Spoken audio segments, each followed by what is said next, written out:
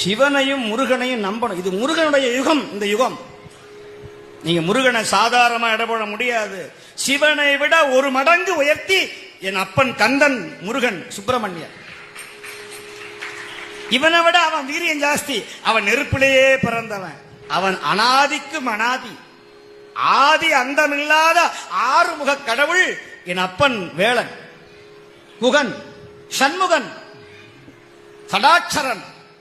அவன் திருவடிய ஒரு தடவை முருகா அப்படின்னு சொன்னா போதும். குகான்னு மயில் கத்தும். குகா குகான்னு தான் கத்தும் மயில். மயில் அகவத கேட்டீங்கன்னா குகா குகான்னு சொல்லும். சுப்பிரமணியா, கந்தா, கடம்பா, கந்தனையே சொந்தமென எண்ணிவிட்டால் சந்ததமும் முந்தனருள் கூடி வருமே.